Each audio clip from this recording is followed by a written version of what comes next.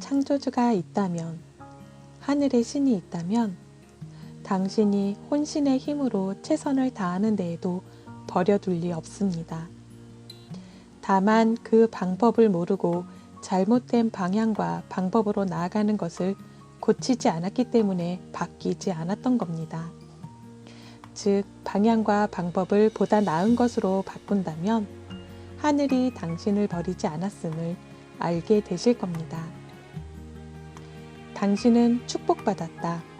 이 세상에 태어난 것도 축복이며 그 태어남의 기적만큼 책과의 만남도 축복이 됩니다. 안녕하세요.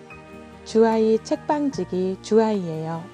오늘 소개해 드릴 책은요. 제목 더 룰, 저자는 닥터 매직, 출판사는 은행나무입니다. 닥터 매직 작가님 성함은 이도형 작가님이시네요. 오늘 소개해드린 책은 성공의 원리에 대해 좀 더 진지하게 생각을 해보고 또 읽는 즉시 생활에 옮겨볼 수 있는 실천 방향들이 아낌없이 들어있습니다. 시크릿 읽어보신 분들 많으실 거예요. 저도 20대에 한창 유행이던 그 책을 읽었었는데요. 책과의 교감으로 무척이나 흥분이 되어 있었죠. 덮는 순간 약간 뭔지 모르게 모호함도 느껴졌어요. 그래서 무엇을 어떻게 해야 하는 걸까? 그저 바라고 믿으면 되는 걸까? 내 마음속 소원은, 소망은 이리도 가득한데 그걸 이루는 방법이 그저 믿고 바라기만 하면 되는 것일까? 그런데 이번에 만난 더 룰이라는 이 책에서 말합니다. 당신의 소원이 이루어지지 않은 이유. 보다 구체적이며 바로 적용해 볼 수 있는 부분들이 많았어요. 요즘 명상에 대해서도 관심을 많이 가지고 있는데 명상은 어떻게 해야 하는 건지 바른 방향을 알게 되니 내 마음을 들여다보는 것이 어떤 건지 내가 나에게 주는 메시지들을 알아챌 수도 있었어요. 책과의 교감을 조금 나누어 보려 합니다. 첫 번째 축복은 당신의 태어남. 그리고 두 번째 축복은 이 책으로 인해 당신은 성공의 원리에 대해 좀 더 진지하게 생각할 기회를 잡았다는 겁니다. 창조주가 당신을 창조할 때 너는 이것을 위해 태어났어. 네가 행복하려면 이렇게 하면 돼. 하고 친절하게 인생 사용 설명서를 첨부해 줬다면 얼마나 좋을까요? 그렇다면 당신은 고민도 없이 시키는 대로 살면 될 텐데요. 하지만 당신과 저는 그러한 설명서는 구경도 못 해보고 태어났습니다.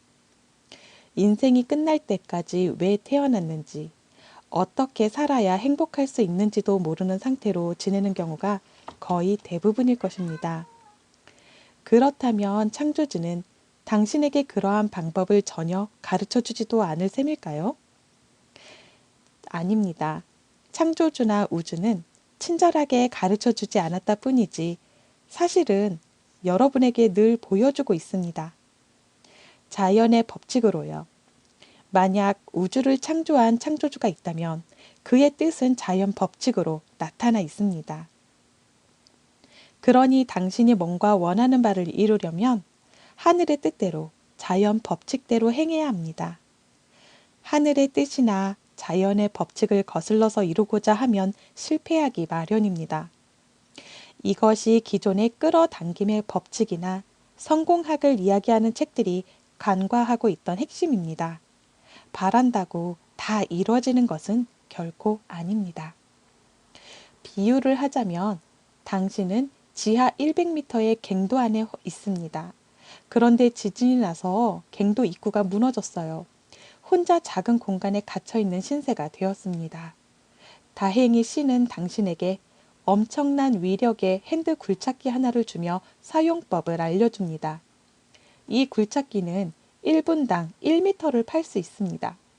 당신은 이 굴착기로 바닥을 뚫겠습니까? 사선으로 천장을 뚫겠습니까? 상식적으로 당신은 사선으로 천장을 뚫을 겁니다.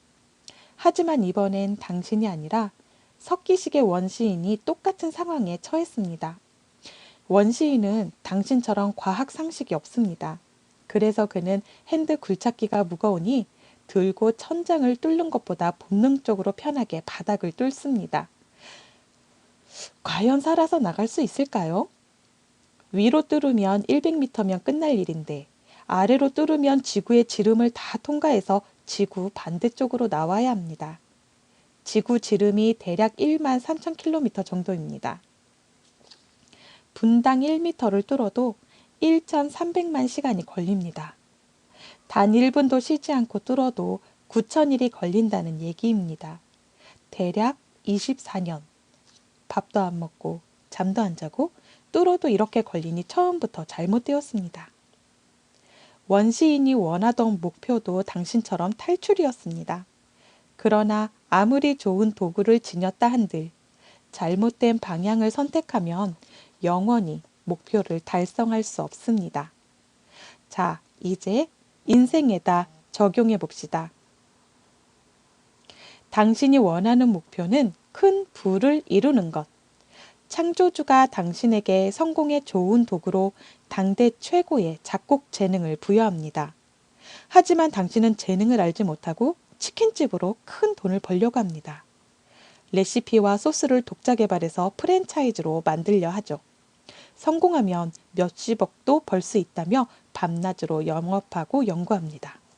그러나 본인의 요리 재능은 평범한데 반해 기존의 치킨 프랜차이즈들은 많은 전문 연구진들이 새 상품을 계속 내놓습니다.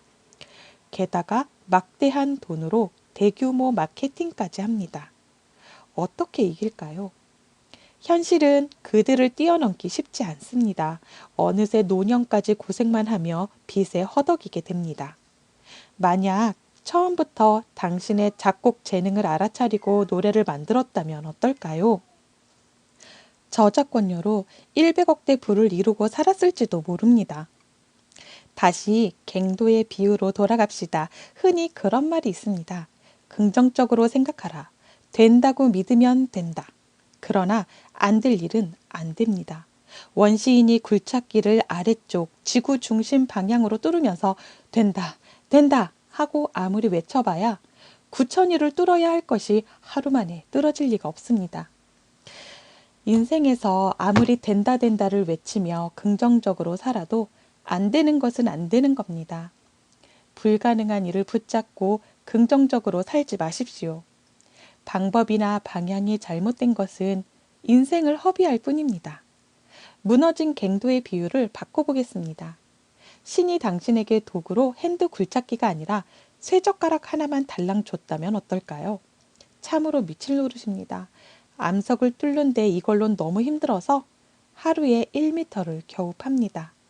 정확한 방향인 천장을 선택해서 파더라도 100m를 파려면 100일이나 소요되니 그 전에 목말라 배고파 죽고 말 것입니다.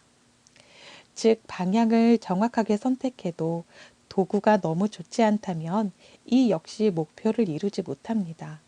아무리 된다로 자신을 세뇌하더라도 소용없습니다.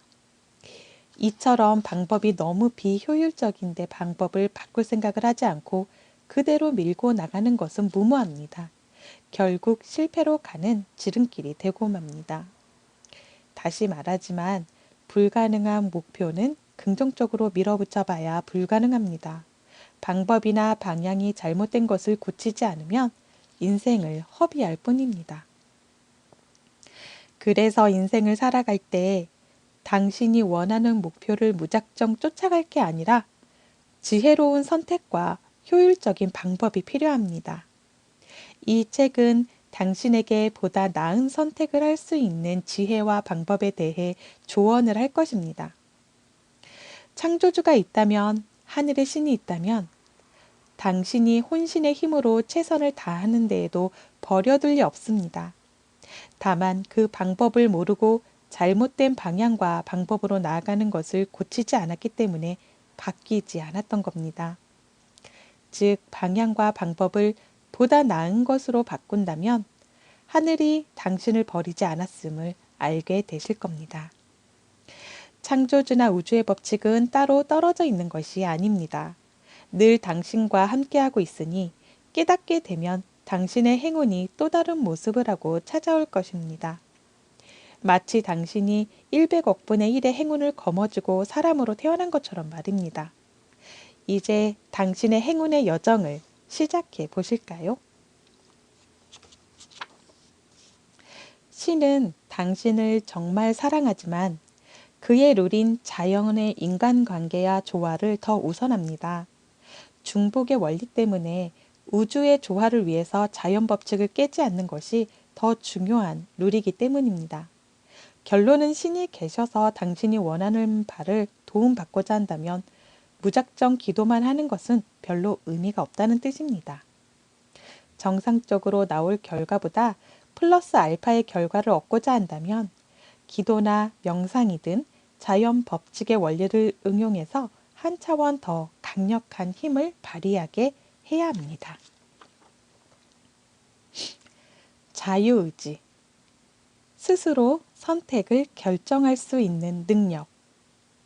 우리가 뭘 선택하든 우리 의지에 달려있고 그에 따라 미래는 얼마든지 변합니다. 신은 전체 룰을 정하고 개인에게 자유의지를 줘서 그 변화를 지켜보는 겁니다. 만약 인생을 축구 경기라고 합시다. 신은 축구의 룰을 정하고 그 흐름을 지켜봅니다. 신이 선수들의 동작 하나하나까지 관여해서 신이 정한 각본대로 결과가 나오게 하지 않습니다. 신은 축구 대회의 주최자이며 관전자이지 축구 선수가 아니기 때문입니다. 축구 선수는 바로 당신 자신입니다. 당신은 열심히 뛰거나 결승골의 주인공이 될 수도 있고 자살골을 넣어서 실망에 빠질 수도 있습니다. 그러니 당신은 당신이 할 수 있는 최선을 다해서 인생을 만들어 나가고 즐기면 됩니다. 신은 당신을 괴롭히기 위해 당신을 창조하지 않았습니다. 당신이 세상에 태어나는 엄청난 행운과 자유의지를 준 이유는 오직 하나, 당신을 발전시키기 위해서입니다.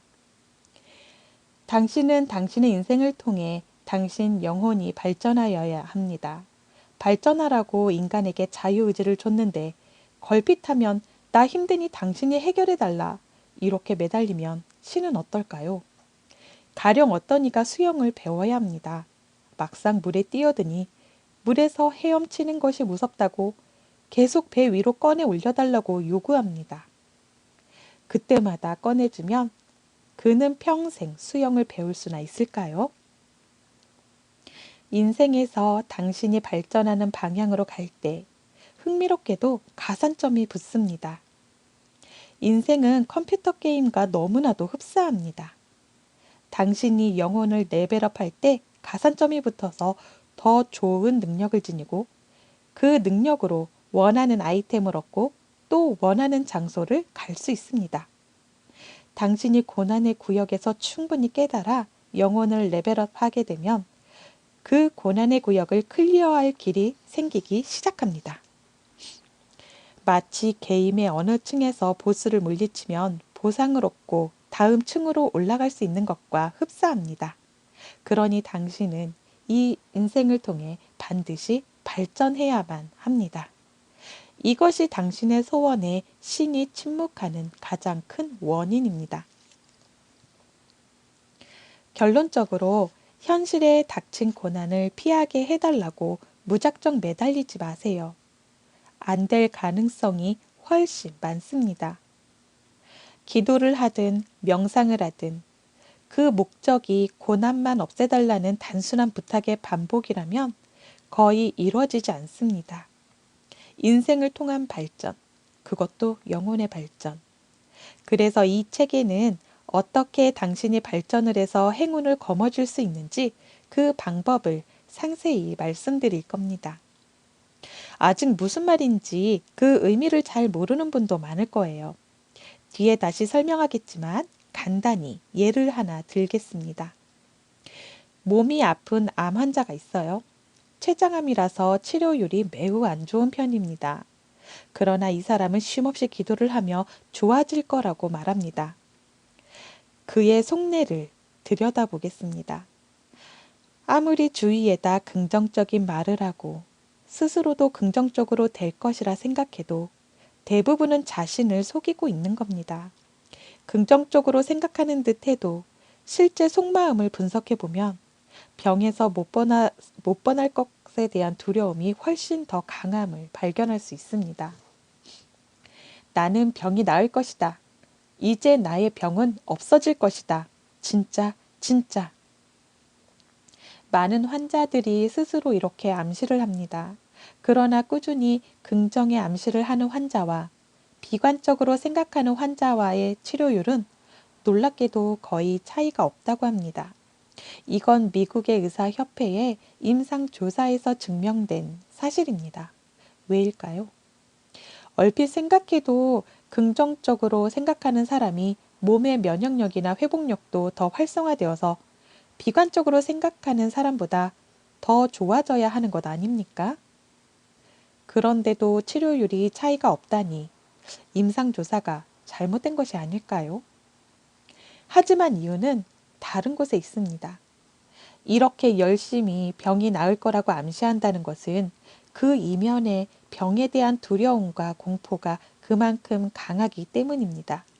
정말 병이 나을 것이라는 확신이 있는 사람은 걱정도 되지 않아서 그런 암시조차 할 이유가 없습니다. 생각해 보세요. 당신이 어디 부딪혀서 다리에 멍이 들었다고 합시다. 이제 나을 거다, 나을 거다 암시를 합니까? 전혀 걱정도 안 되고 신경도 쓰지 않는 게 일반적인 반응입니다. 그러니 열심히 기도하거나 암시를 하는 사람들의 마음속에는 혹시 내가 안 나으면 안 되는데, 이 병이 더 진행되면 큰일 나는데, 이런 형태의 마음이 무의식 속에 꼭 숨어 있습니다. 정말로 간절하게 기도하는 사람의 속마음은 두렵기 때문에 반대로 병이 낫길 더 간절히 기도하고 있는 겁니다.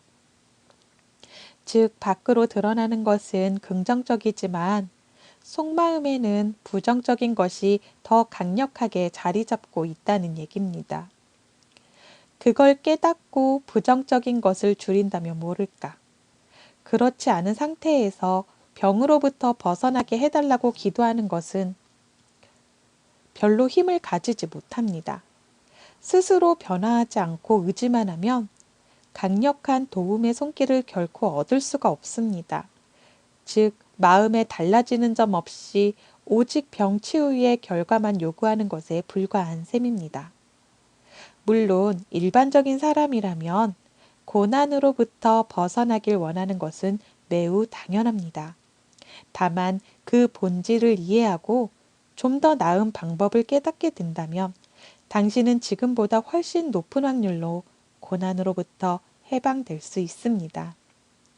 만약 고난의 괴로움으로부터 도피하거나 해방되는 것에만 우선 관심을 가질 뿐 고난을 통해서 뭘 깨닫고 발전해야 하는가에 대한 관심이 부족하다면 당신의 인생은 계속해서 실패할 확률이 높다는 것을 염두에 두시길 바랍니다. 진정한 시간 낭비는 또 다른 의미다. 비효율적으로 생활하지 말자. 이번엔 가치를 떠나서 본질적인 문제로 들어가겠습니다. 당신은 시간 낭비라는 개념 자체부터 다시 생각해야 합니다. 시간 낭비를 노는 것, 해야 할 일을 안 하고 의미 없는 일을 하거나 아무것도 안 하는 것이라고 생각한다면 이걸 고치는 게 성공의 필수 공식일까요? 아닙니다. 당신이 성공하거나 부자가 되기 위해서 반드시 적게 놀고 더 열심히 일할 필요는 없습니다. 확률적으로 조금 더 유리할 뿐 더 일하는 것이 성공을 보장하지 않습니다. 자연의 법칙만 잘 알면 당신이 지금보다 더 많이 놀고도 훨씬 성공할 수 있습니다. 오히려 쉬지 않고 일만 하는 것이 성공으로부터 멀어지게 할 수 있습니다. 왜냐하면 당신 내면의 일부분은 쉬고 놀기를 끊임없이 원하기 때문입니다. 이걸 싹 무시하고 밀어붙인다면 당신 내면의 일부분은 어느 순간부터 방해 파장을 내기 시작합니다. 당신의 일이 잘 안 되어야 쉴 수 있다고 판단하기 때문입니다. 당신이 직장을 잃어야 쉬고 당신 식당에 손님이 없으면 쉬기 때문에 무의식은 그 안 좋은 목표를 달성하려고 합니다. 그렇다면 내면의 그 부분은 당신을 파괴하는 악일까요? 아닙니다. 무의식은 단순해서 당신이 마음속으로 잠시 생각했던 쉬고 싶은 욕구, 놀고 싶은 욕구를 명령으로 인식해서 달성하려 할 뿐입니다. 결국 모든 지금의 상황은 당신의 생각으로부터 나왔습니다. 인생은 당신 자신을 알아가는 과정입니다. 성공해서 잘 살고 싶은 마음이 당신을 한쪽 방향으로 몰면 이번엔 당신이 놀고 싶은 마음이 당신의 일을 방해하는 파장을 냅니다. 슬기로워지려면 마음의 본질을 이해하고 조절해야 합니다. 여기에서 진정한 시간 낭비 개념이 등장합니다. 당신이 노는 게 시간 낭비가 아니라 오히려 뭔가를 대충 하는 것이 진정한 시간 낭비입니다. 당신이 무심코 해오던 방식이 실제로는 시간이 줄줄 새는 방식일 수 있습니다. 무난하게 책을 읽고 무난하게 서류를 보고 이렇게 하면 당신은 평범하게 살게 됩니다. 평범한 삶의 습관이 당신의 인생도 평범하게 만드는 겁니다. 특별한 인생을 살려면 당신의 습관도 보다 특별해야 합니다. 남보다 더 많이 일하는 것은 그리 특별한 것이 아닙니다. 뭔가를 할 때 정신 에너지를 쏟아서 남다르게 하십시오. 어떠세요? 너무 지옥 같은 깨달음을 주는 그런 글귀가 너무 많은 책이에요. 그래서 저도 저의 평소 생활 습관이나 저의 마음을 들여다보는 것, 그리고 제가 평소에 해왔던 기도와 태도들에 대해서 좀 되돌아보게 됐어요. 그래서 너무 계속해서 반복해서 봐야 할 구절들이 많기 때문에 막 여기저기 체크도 많이 해놓고 네, 만나는 분들한테도 이 책을 소개하지 않을 수가 없더라고요. 오늘 이렇게 더 룰, 리치 편에 대해서 소개를 해드렸습니다. 오늘도 지금도 저의 영상을 듣고 봐주신 여러분 너무 감사합니다. 저는 다음 시간에 또 다른 좋은 책으로 또 만날게요. 감사합니다.